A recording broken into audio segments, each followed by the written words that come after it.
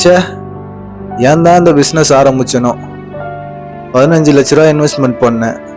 1 வருஷம் ஆகுது, இன்னும் 1 லட்ச ரூபா கூட ரிட்டர்ன் எடுக்கல. நிறைய கடன்ல மாட்டேங்கினேன். குடும்பத்தை எப்படி ரன் பண்றது, பசங்களுக்கு எப்படி ஃபீஸ் கட்டுறது, நடு ரோட்ல வந்துருவனும். அண்ணா பைக் ஸ்டிக்கரிங் பண்ணுண்ணா. ஆ ஆ பண்ணலாம்ப்பா. எந்த மாதிரிப்பா ஸ்டிக்கரிங் பண்ணோம்? கடைசியா ஒரே ஒரு முறை இயேசுவை நம்பிப்பார், உன் வாழ்க்கை மாறும். இந்த வேர்ட்ஸ் அப்படியே பைக் பின்னாடி அடிக்கணும்ண்ணா. சரிப்பா, பண்ணிடலாம். பைக் ஆண்ட வெயிட் பண்ணி வந்துடுறேன். சரிண்ணா.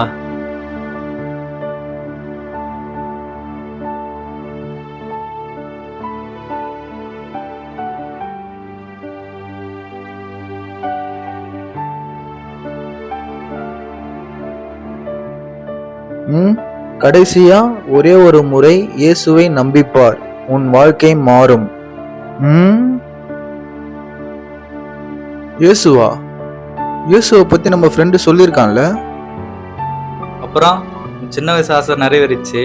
பல லட்ச ரூபாய் செலவு பண்ணி பிஸ்னஸ் ஆரம்பிச்சிட்ட. எப்படி போகுது பிஸ்னஸ்? எங்கடா, ஏன் தான் இந்த பிசினஸ் ஆரம்பிச்சுன்னு இருக்குடா. இந்த பிசினஸ்னால ஏகப்பட்ட கடன்டா. ரொம்ப கஷ்டப்படுறேன்டா. குடும்பத்துல சமாதானமே இல்லடா. ஒரு நாளைக்கு 3 ஆர்டர் வருது, ரொம்ப பெரிய விஷயமா இருக்குடா. டேய், உனக்கு கடவுள் நம்பிக்கை இல்லைன்னு எனக்கு தெரியும். ஒரு ஃப்ரெண்டா சொல்றேன், நான் சொல்றது மட்டும் ஒரு நிமிஷம் கேள்றா. ஒரே ஒரு வாட்டி மட்டும் உன் கஷ்டத்தை ஏசப்பா கிட்ட சொல்றா. உன் கடன் பிரச்சனைல இருந்து விடுதலையும் தருவாரு, உன் குடும்பத்துக்கு சமாதானத்தையும் தருவாரா. ஏசப்பா உன்னையும் என்னையும் நம்ம எல்லாரையும் ரொம்ப நேசிக்கிறாரா. ஜெபம் பண்ணா உடனே பதில் தர ஒரே தெய்வம் ஏசப்பா மட்டும்தான்டா. டேய் கம்முன்னு போடா. நீ வேற இருக்கிற பிரச்சனைல ஏசப்பா ஏசப்பான்னு வந்துட்ட. ஃபர்ஸ்ட் கடவுள்னு யாருமே இல்லடா, அதெல்லாம் சும்மாடா.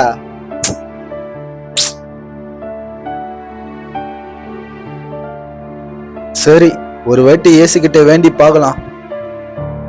இயேசுவே, நான் ரொம்ப கடன் பிரச்சனையில இருக்கேன். பிஸ்னஸ் ஸ்டார்ட் பண்ணேன், அது லாஸ்ல போயிடுச்சு. என்னோட பணத்தேவைகள் எல்லாம் சந்திக்க இயேசுவே.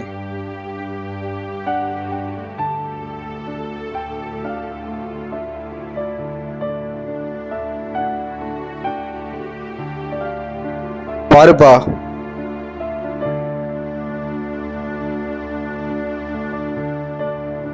ஓகேண்ணா. எவ்வளோண்ணா? 200 இந்தாங்க. தேங்க்ஸ்ண்ணா.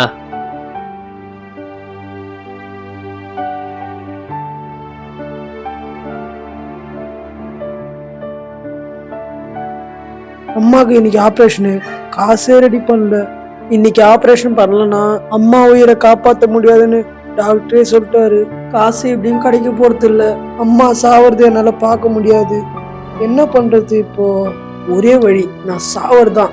நான் எதுக்கும் பிரயோஜனம் இல்லாதவன். டே லூசு பைத்தியக்காரா! ஐயோ bro, sorry bro, sorry bro. போடாலே.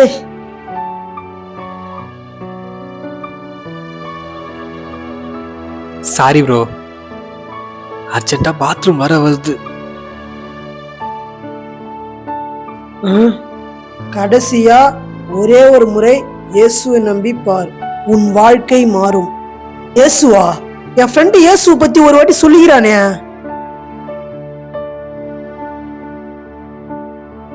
டேய், என்னடா அம்மா 2 மாசமா ஹாஸ்பிட்டல்ல இருக்காங்க. எப்பதானே டிஸ்சார்ஜ் பண்ணி வீட்டுக்கு கூட்டு வருவ? எங்கடா, எங்க அம்மாக்கு ஆபரேஷனே முடியலடா. அடுத்த மாசம் ஆபரேஷன் பண்ணனா உயிருக்கே ஆபத்துன்னு சொல்றாங்க. 4 லட்சம் ரெடி பண்ண சொல்லிடுறாங்கடா. எப்படி ரெடி பண்றதுன்னே தெரியல. சந்தோஷே, நானும் உன்கிட்ட ஏசப்பாவை பத்தி நிறைய வாட்டி சொல்லியிருக்கேன். ஆனா நீ ஒரு வாட்டியோட காது குத்தி கேட்கல. இந்த ஒரே ஒரு வாட்டி மட்டும் ஏசப்பாவை நம்பி பாடுறா. ஏசப்பா உன் பண தேவை ஆச்சரியமா சந்திப்பாடுறா. அம்மாவுக்கும் சரியாயிடுடா.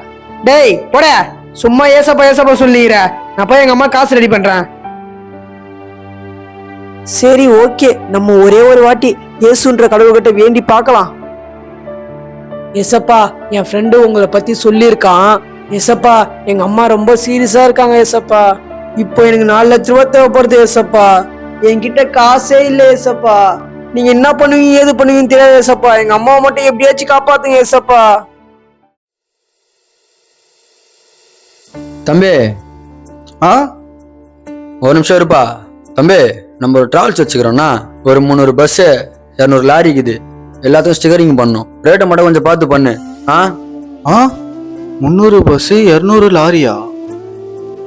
உன் வாட்ஸ்அப் நம்பருக்கு லொகேஷன் அனுப்புறேன், சைட்டுக்கு வந்துரு. ஒரு 5 நாளுக்குள்ள முடியாத மாதிரி பாத்துக்குப்பா, சரியா? சரிண்ணா, இன்னைக்கு ஈவினிங்கே ஸ்டார்ட் பண்ணிடலாண்ணா.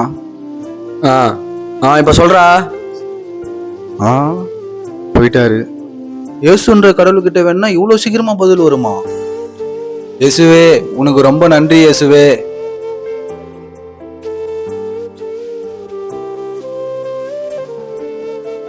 வேற வழியே இல்ல, நம்ம போய் உயிரை விட்டுடலாம்.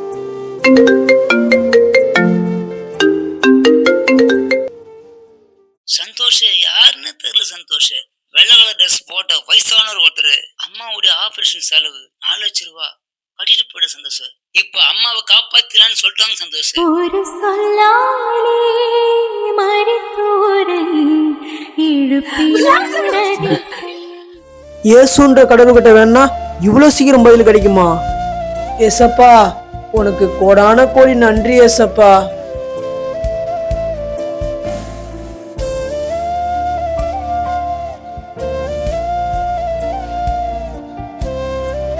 வீடியோ பார்க்கும் அன்பான தேவ பிள்ளைகளே, நீங்களும் உங்க நண்பர்கள் கிட்ட, உங்க உற்றோர் உறவினர் கிட்ட இயேசுவை பற்றி சொல்லியிருந்திருக்கலாம். ஆனா அது அவங்க உதாசீனப்படுத்திருப்பாங்க. ஆனா ஒண்ணு மட்டும் நீங்க நல்லா புரிஞ்சுக்கோங்க, நீங்க சொன்ன வார்த்தையில ஜீவன் இருக்கு. அது ஜீவன் உள்ள வார்த்தை. அந்த வார்த்தை தான் இயேசு.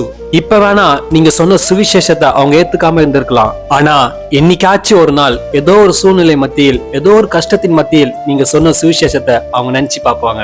அப்போ அவங்க ஏசப்பான்னு சொல்லும் போது ஏசப்பா அவங்க வாழ்க்கையில ஒரு அற்புதத்தை செய்வாங்க. அப்புறம் அவங்க ரட்சிக்கப்படுவாங்க. அதுக்கப்புறம் பரலோகம் உங்களை குறித்து ரொம்ப ரொம்ப சந்தோஷப்படும். விதைக்க வேண்டியது உங்க கடமை. உங்க கடமையை நீங்க பண்ணிடுங்க. நீங்க தூங்குனாலும் நீங்க விதைச்ச விதை தூங்காது. அது எப்படியாச்சும் முளைச்சிடும். உங்களோட சுவிசேஷ பணி தொடரட்டும். ஆமென்.